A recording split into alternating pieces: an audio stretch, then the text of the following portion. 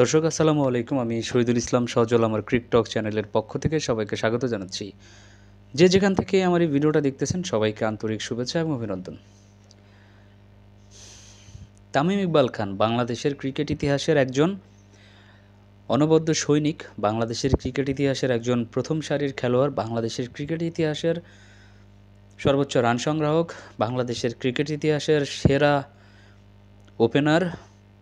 সেই তামিম ইকবাল খান আজকে অসুস্থ হয়ে মৃত্যুর সাথে পাঞ্জা লড়ছেন। দর্শক বিশ্বাস করেন, যখন আপনাদের সাথে আমি কথাটা বলতেছি আমার ভিতর থেকে অনেক খারাপ লাগতেছে। অনেক খারাপ লাগতেছে এই কারণেই যে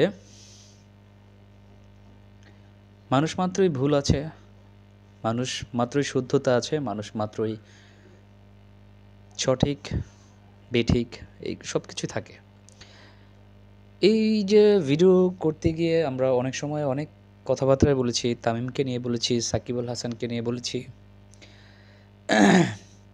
সত্যিকার অর্থে তামিম ইকবালের বিরুদ্ধেও যদি কখনো বলে থাকি, সেটাও বলেছি যে এই কারণেই বলেছি যাতে তামিম সাকিব কখনো আলাদা না হন, যাতে তামিম ইকবাল জাতীয় দলে ফিরে আসেন, যাতে সাকিব তামিম একসাথে আবার জাতীয় দলের হয়ে খেলেন। কি একটা কাকতালীয় ব্যাপার দেখেন, আজকে সাকিব আল হাসানের জন্মদিন, সেই দিনেই তার বন্ধু চিরবিদায় নিতে চলেছিলেন। এরকম সিচুয়েশন হয়েছে কি, আজকে খেলা ছিল বিকেএসপির মাঠে।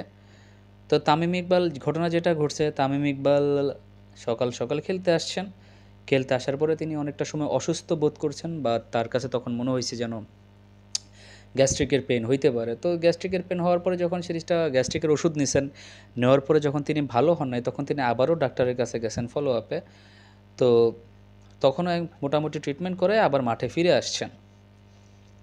কিন্তু খেলা চলাকালীন সময়ে যে জিনিসটা হয়েছে, তামিমের খুব অস্বস্তি লাগতেছিল বিধায় তামিম একটা পর্যায়ে বুকের ব্যথার কারণে মাঠে লুটায়ে পড়ছেন, এমনকি তার মুখ দিয়ে ফেনা পর্যন্ত বের হয়ে গেছে। তো তৎক্ষণাৎ তামিম ইকবালকে সুচিকিৎসা দেওয়ার জন্য হেলিকপ্টারের ব্যবস্থা করা হয়েছিল, বাট তামিম ইকবালকে হেলিকপ্টারে করে ঢাকা নেওয়ার মতো পজিশনে তামিম ইকবাল ছিলেন না। দ্যাটস ওয়াই তামিম ইকবালকে আপনার সাভারেই নবীনগরের কাছাকাছি, বা যেখানে বলেন বিকেএসপির কাছাকাছি, শেখ ফজিলতুন্নেসা মেমোরিয়াল হসপিটালে নেওয়া হয়েছে অ্যাডভান্স। তো সেইখানে নেওয়ার পরে ডক্টররা পরীক্ষা নিরীক্ষা করে দেখছেন যে তামিম ইকবালের ব্লক আছে হার্টের রক্তনালীতে। তো সেইখানে তারা উপস্থিত ক্ষেত্রে তারা তাকে রিং পরায় দিয়েছেন আর কি। তো এই যে হচ্ছে ব্যাপার, এই যে একজন তামিম ইকবাল খান, দেখেন ভাই, আমরা অনেক কথাই বলতে পারি, অনেক কিছুই বলি, কিন্তু দিন শেষে না খারাপ লাগে। তামিম ইকবালের প্রতি যথেষ্ট শ্রদ্ধা আছে, সম্মান আছে, ভালোবাসা আছে। মন থেকে চাই, সবাই আমরা মন থেকে চাই যে এই যে তামিম ইকবাল আসলে একজন কলিজাওয়ালা খান। আপনি জানেন কি না জানেন, মানেন কি না মানেন, তামিম ইকবাল ব্যক্তিগত জীবদ্দশায় অনেক মানুষকে অনেক কিছু দিয়েছেন। বাংলাদেশের ক্রিকেটের জন্য বলেন, ক্রিকেটের বাইরের লোক বলেন, বা আমাদের দেশের কোনো সাধারণ পর্যায়ের লোক বলেন, কিংবা করোনাকালীন সময়ে তামিম ইকবালদের ভূমিকা অনেক ছিল, অনেক ছিল। দানের ক্ষেত্রে কলিজাওয়ালা খানের কোনো তুলনা হয় না। সেই দানের উসিলায়ও যদি আল্লাহ তাআলা আজকে তাকে ফিরায় নিয়ে আসেন রমজান মাসে, তারও 2টা বাচ্চা আছে, খারাপ লাগতেছে তামিমের জন্য অনেক বেশি। তো দেশবাসী হচ্ছেন, বা যারা আমার ভিডিওটা দেখতেছেন, অবশ্যই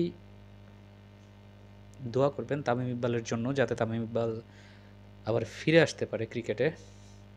আপাতত আগে সুস্থ হোক ভালোভাবে, শারীরিকভাবে যাতে তিনি সক্ষম থাকেন, সুস্থ থাকেন, সেই দোয়াটাই সবাই করবেন। সবাই ভালো থাকবেন, সুস্থ থাকবেন। আসসালামু আলাইকুম।